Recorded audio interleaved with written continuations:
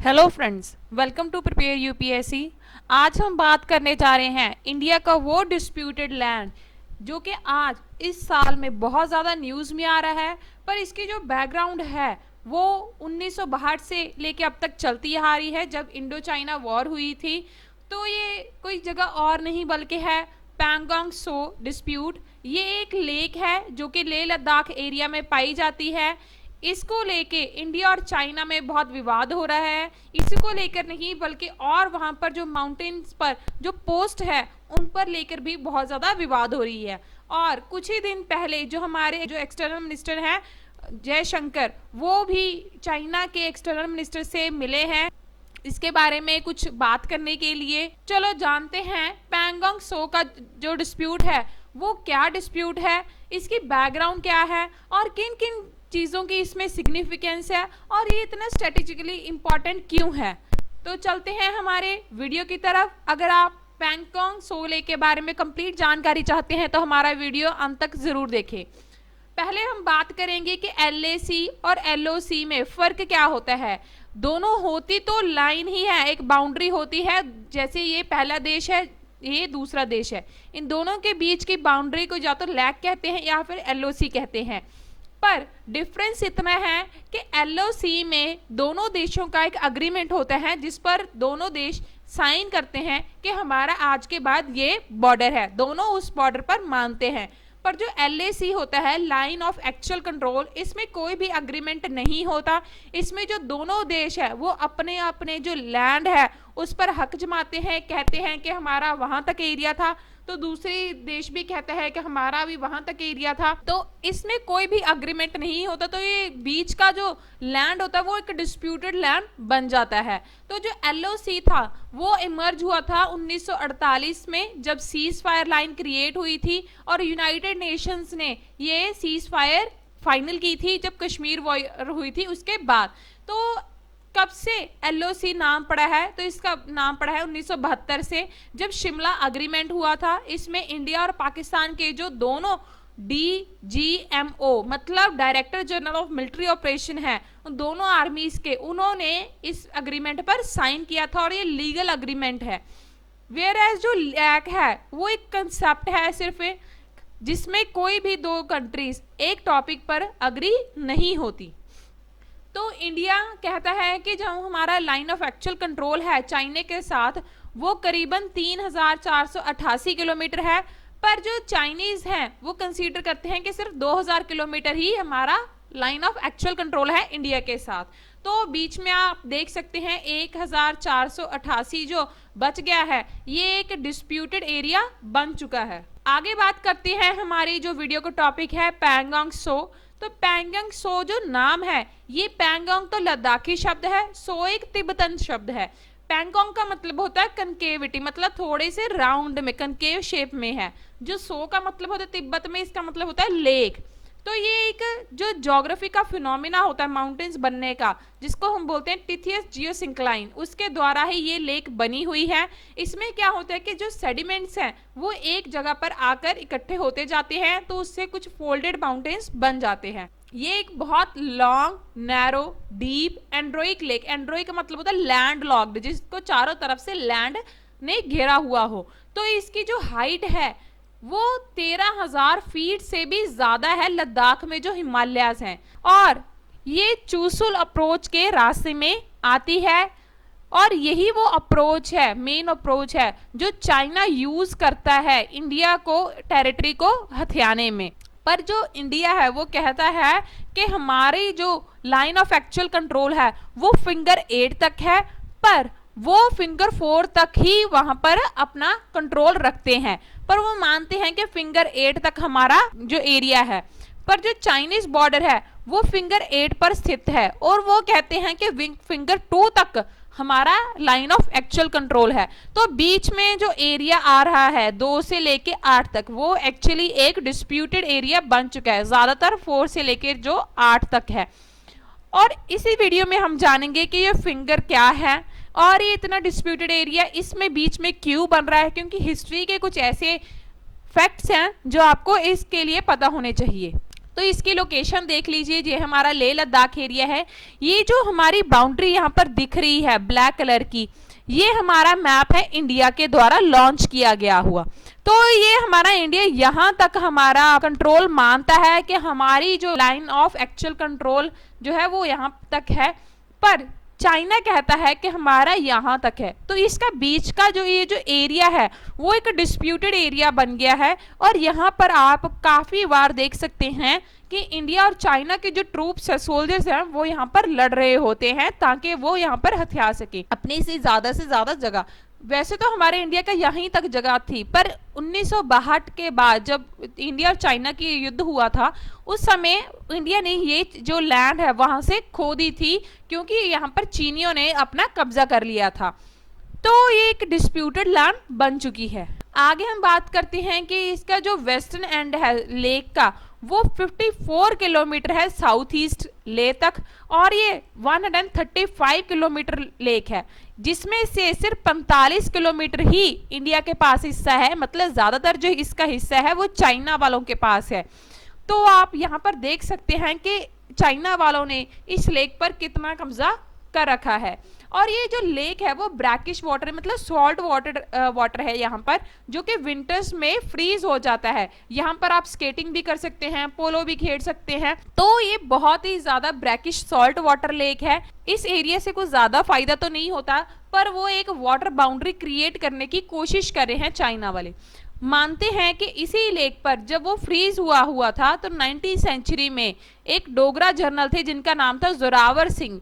उन्होंने अपने जो सोल्जर्स थे घोड़ों के साथ इसी लेक की जो फ्रोजन थी उस पर तैयारी की थी, उनको ट्रेन किया था ताकि वो तिब्बत को इन्वेड कर सके। उससे पहले उन्होंने ट्रेनिंग यही इसी लेक पर दी थी। तो 1962 की जो वॉर है उसका इसमें क्या महत्व है, तो उस समय क्या हुआ था, चाइना वालों ने अपना मेन ऑफेंसिव लॉन्च कर दिया था। कैसे, जैसे जो इंडिया आर्मी थी, ठीक है, वो रिजांग ला तक बहुत अच्छे तरीके से लड़ रही थी। तो जो माउंटेन पास थे साउदर्न ईस्ट तक, चूसल वैली तक, वहां पर जो अहीर कंपनी थी उसके 13 कमांडेंट थे। उन 13 को लीड कर रहे थे मेजर शैतान सिंह, जिन्होंने बहुत अच्छी वीरता से वहां से चीनियों को खदेड़ दिया था और इंडिया को इतना हिस्सा वापस दिला दिया था। पर दुख की बात यह है कि वहां तक लड़ते लड़ते इन्होंने अपनी आखिरी सांस ली थी और वहां पर इनकी मृत्यु हो गई और ये शहीद हो गए। और काफी दूर ना जाकर ये जो लेक का नॉर्थ हिस्सा है वहां पर आर्मी का एक धन सिंह थप्पा पोस्ट है। ये जो धन सिंह है ये एक हमारे आर्मी के मेजर रह चुके हैं, जिनको इंडिया का हाईएस्ट गैलेंट्री अवार्ड भी मिला हुआ है, परमवीर चक्र। ये जो मेजर थप्पा, तो उनकी पल्टून थी, ठीक है, वो सिर जाप 1 आउटपोस्ट तक थी, वो उसको मेंटेन कर रही थी ताकि वो जो चूसल एयरफील्ड है उसके डिफेंस के लिए ये बहुत जरूरी थी। तब बात आती है 1999 की जो कारगिल वॉर है, इसमें बहुत इंपॉर्टेंट है क्योंकि 1999 के वक्त जब इंडिया ने कारगिल ऑपरेशन जो चल रहा था, ऑपरेशन विजय, उसमें उनको सिपाहियों की जरूरत पड़ी, तो उन्होंने यहाँ से सिपाही हटाकर, पैंगसो लेक है वहां से हटाकर वहां पर कारगिल में भेज दी। तो चाइना ने इसका फायदा उठाया और उसी समय वहां पर 5 किलोमीटर की एक रोड बना दी जो कि इंडियन टेरिटरी के अंदर थी।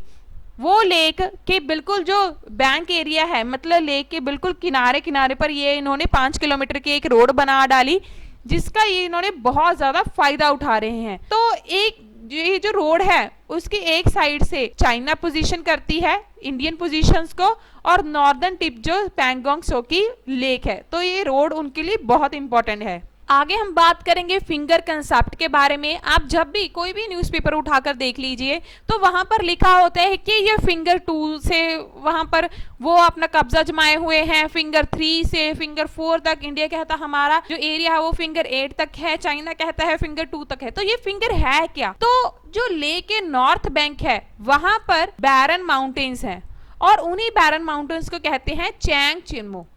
उसमें काफी सारे मेजर स्पर्स हैं जिसे आर्मी कहती है फिंगर्स। इस पिक्चर में आप देख सकते हैं ऐसे ये बने हुए हैं, ये जो शिखर है हिमालय के, इनको हम फिंगर्स कहते हैं। फिंगर 1 2 3 4 5 6 7 8, टोटल 8 फिंगर है। इंडिया कहता है कि 8वीं फिंगर तक हमारा कंट्रोल है, पर चाइना जो कहती है कि हमारा 2 तक हमारा एरिया है।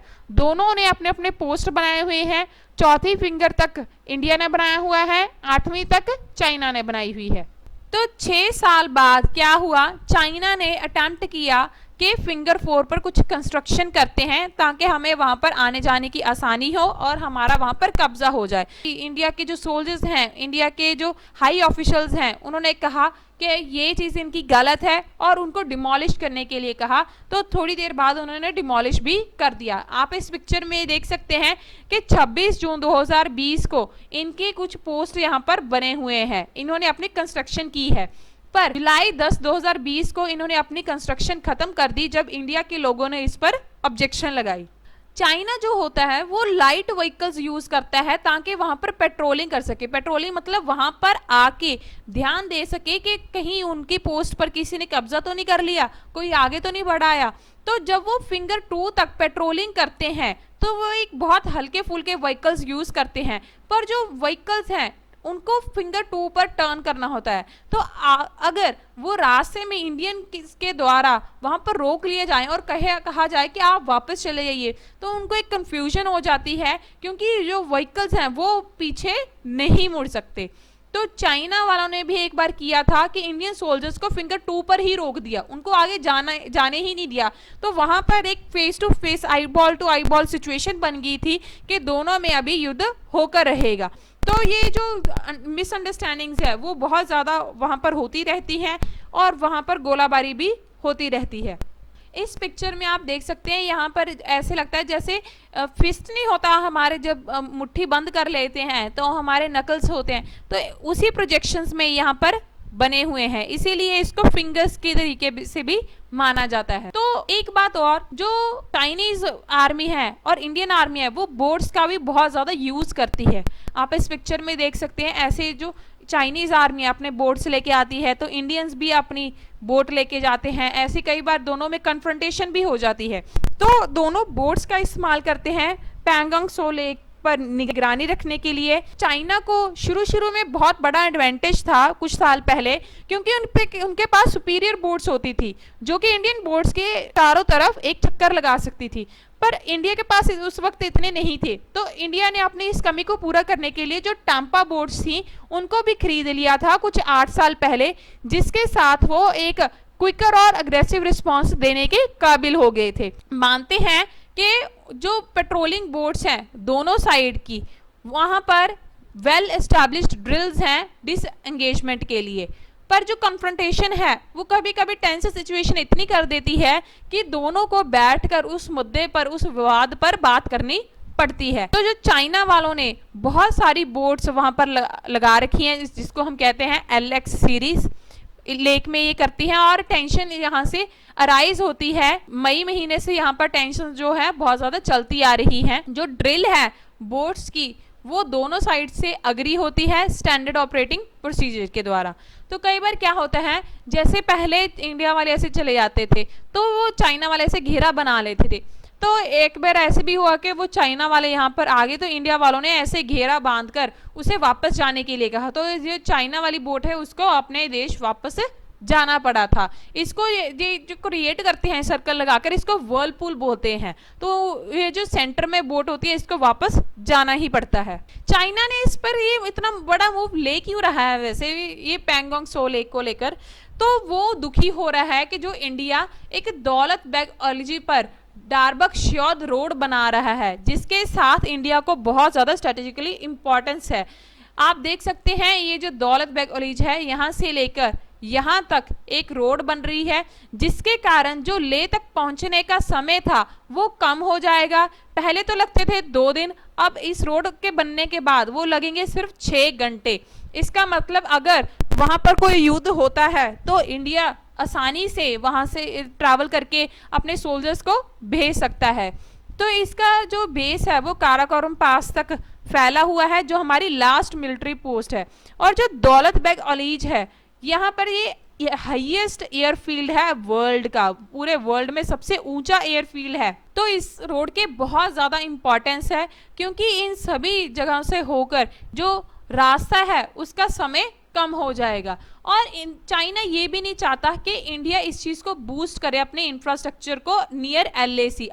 खुद तो वो कर सकता है, पर इंडिया को कहता है कि वो नहीं कर सकता। वो डरता है कि ये जो अक्साई चीन का एरिया है, अगर यहाँ इसके नज़दीक यहाँ पर वो इंफ्रास्ट्रक्चर क्रिएट करेगा इंडिया, तो उसके हाथों से, चाइना के हाथों से ये अक्साई चीन जा सकती है।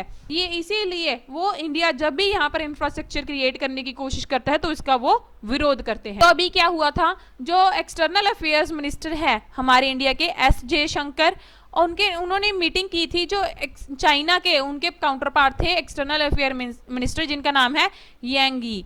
तो ये दोनों मॉस्को में मिले हैं। इन्होंने एक 5 point course of action plan किया है, जिसके साथ वो मुद्दे पर आ रहे हैं कि हम दोनों अपनी अपनी आर्मी उस एरिया से पीछे लेके जाएंगे। मतलब जैसे ये यहाँ पर एक क्रिएट हो रहा है, यहाँ पर इंडिया के हैं, यहाँ पर चाइना के हैं, दोनों कह रहे हैं कि यहाँ से हम अपनी आर्मी से पीछे लेके जाएंगे ताकि जो स्टैंड ऑफ है वो खत्म हो सके।